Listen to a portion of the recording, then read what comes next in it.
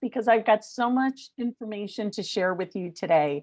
So I decided that I was going to teach a little bit, show you a little bit, and also give you a little bit of background into who I am, not just what I do. So let's get started.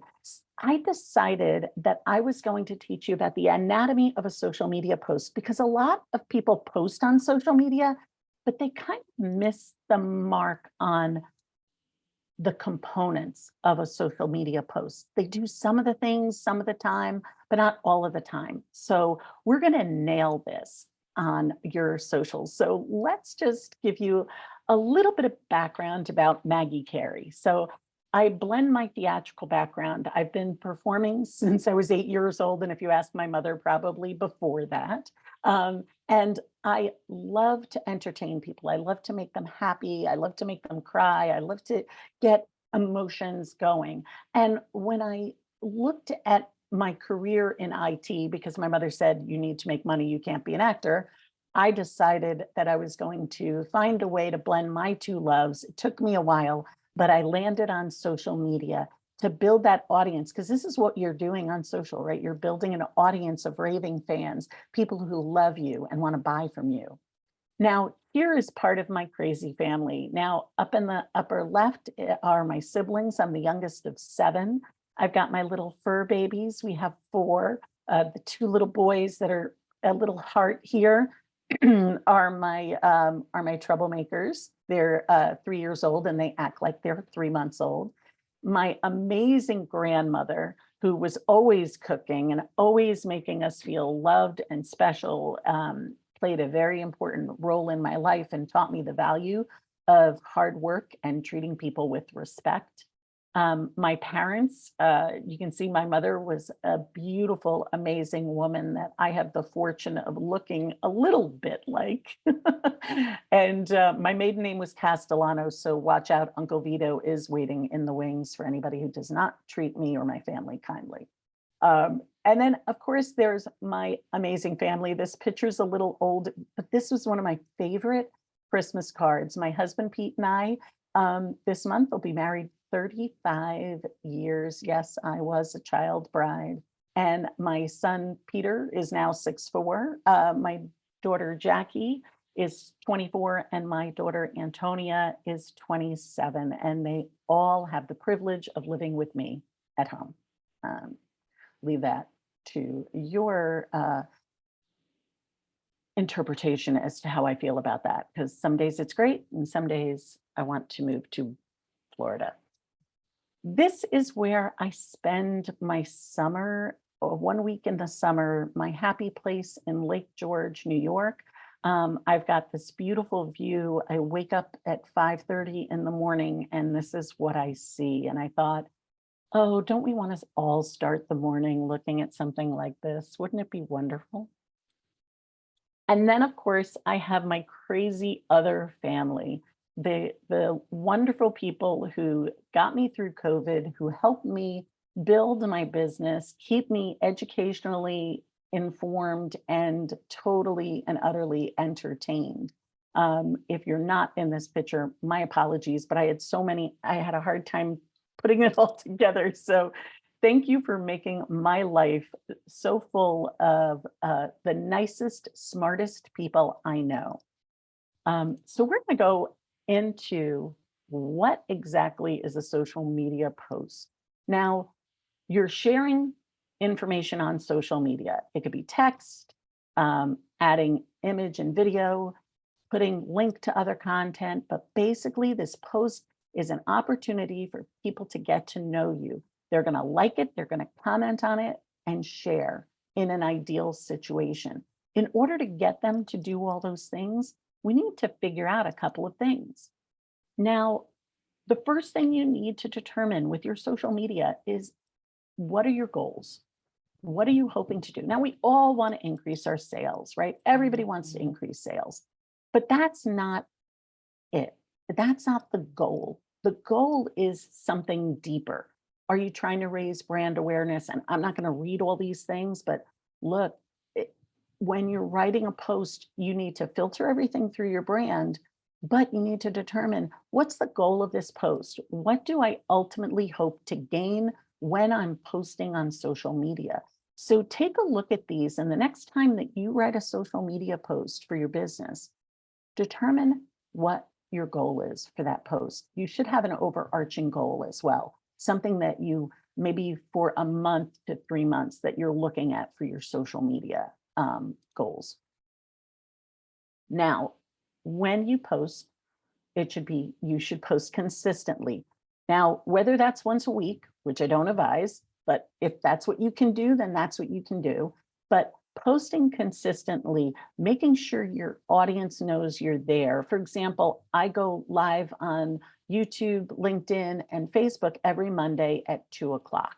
And people know every Monday at 2 p.m. Eastern, I'm going to be dropping a video, right? This is important for your people to know so that they keep an eye out for it. They look at it and they can rely on you to do it. The other thing is to be authentic, right? The hardest thing some people find is just being themselves because they think they have to be something else or something that somebody wants. So maintain your authenticity and also keep your brand in mind. Always, always, always look at your brand.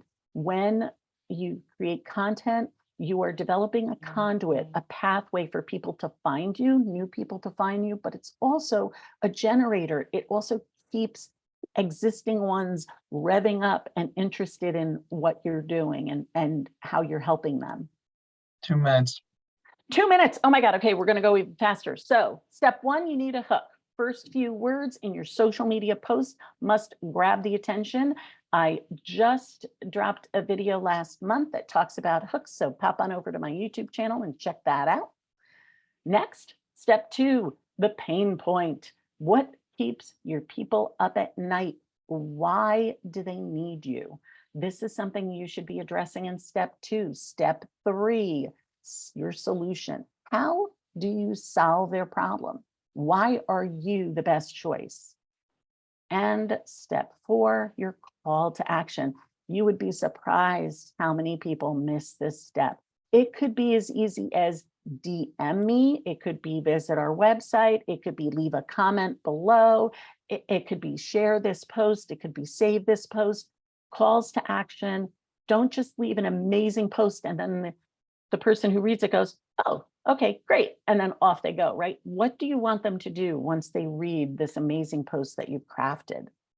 Now, here's an example of a post, an engaging visual, video or image. We know video is taking over the social media realm. So start looking at animating your graphics if you don't, or providing movement in your graphics if you don't have video. You have a hook here. You can see in the beginning, can you create a month's worth of social media in under 3 hours? I give a little explanation, talk about what the call to action is right here. Try it. I also love adding emojis. It's part of my brand. If it's not part of yours, that's okay. But emojis also break up the black and white and give a little bit of pop of color. And also on certain platforms like Instagram, Facebook, and LinkedIn, hashtags are important, especially to gain those new followers. And here's an example of one of my amazing clients, Harrison and May. So reach out to Brett for this. You can see we're with the visual, we're evoking emotion, right? You can see by a very quick look what is going on. He's giving a helpful tip. He's promoting his business. Get ready to surprise him, to surprise them. Contact us. He leaves a call to action to go to his website. These are examples of what you can do in a social media post to nurture those relationships, just like in this post, we're nurturing our connections, right? That's fine. Almost time. I'm out of time. Yeah, it was 8 minutes. Okay. Just give me a little bit of grace here. Participate in your social media. Make sure you're replying to comments and interact, not just in your own content, but other people's as well. And I mentioned you were going to get something for free. I'd love to offer a trial of painless posting, but in the chat I am going to leave you a complimentary post from my painless posting so you can get a feel for what we do with painless posting. Right now, painless posting is, it gives you a post a day, as well as fill in the blank captions like this, a graphic template like this that you can edit in Canva, hashtags, tutorials, and a live Q&A. And here is how you find out how to sign up for our 7-day challenge that gives you 7 posts with graphics and tutorials along with them. Right. Thank you for that few minutes of extra grace. You had it, Maggie. Thank you so much. That was awesome. All right. Does anybody have any questions for Maggie? I can't imagine that you don't. Emily, go for it.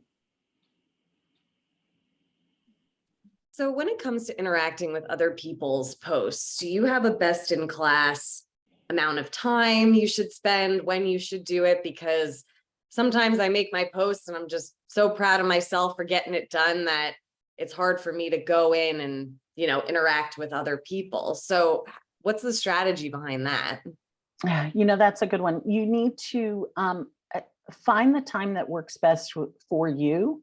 That's when you're online. When you do post, make sure that you're available right after you post. So within that hour that you're posting, don't schedule your post when you have a series of meetings back to back, because people are going to interact within the hour you post usually. So that's number one. Number two, I think sometimes people do multiple platforms at the same time. Try nailing one platform and being awesome at it. So if LinkedIn is a place where you people are, you're a B2B, go to LinkedIn. Facebook, go to Facebook and engage in that platform. Take 15 minutes. Like Facebook, great place to interact is our groups, right? That have your target audience sitting in them. And don't always pitch yourself, just give great information and people will follow you. Thanks. Awesome. We've got Angela and Robert, and then we're going to move on. So Angela, take it away. Okay, so you actually said when you post consistently, like 2 o'clock Mondays, that's you, that's it. We had a conversation that you pre-recorded some of the videos and posted it at like 2 o'clock or whatever. Now, my question is specifically to that conversation. Did you record it on your mobile device, or is there a way to record it on Facebook? Let's just use Facebook as a platform and then post it. So I want to just clarify something in your question. So when I say post consistently, I don't want to confuse it with posting at 2 o'clock every Monday, right? You want to post when people are on, and that may change. So you have to look at your analytics, but so 3 to 4 times a week at posting consistently. But I also suggest when you're dropping videos like you do, Angela, you go live Saturday nights, right? I use a tool called StreamYard, and that allows me to multicast on multiple platforms. It allows me to pre-record and then drop the video inside. So StreamYard is a great tool. There is a free version. You just have their little duck sitting in the upper corner, but it's a great, and so reach out to me and we can talk more on that. Awesome. Robert, what's your question? So first I have a comment. I didn't know you were friends with the Queen. And I know. Second, are there any professions that you specialize in, or do you cover them all broadly? That's a great question. So I zone in on service-based industries. Most of my clients are in the, they've been in business for 3 to 5 years. So like Brett and his company, those clients are those businesses that have been in business 3 to 5 years. They have a solid business model, but their social media needs some help.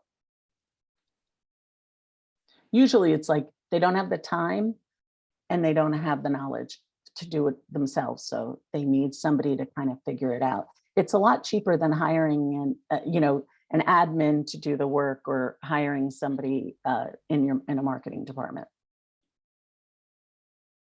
Awesome. Thank you so much, Maggie. That was wonderful. I'm going to go ahead and and we have the prize for the person we have can I do the prize for the person who, we had people who wore purple, people who left. Sure. Can I'm we gonna do turn off that? the recording though, so let me do that. So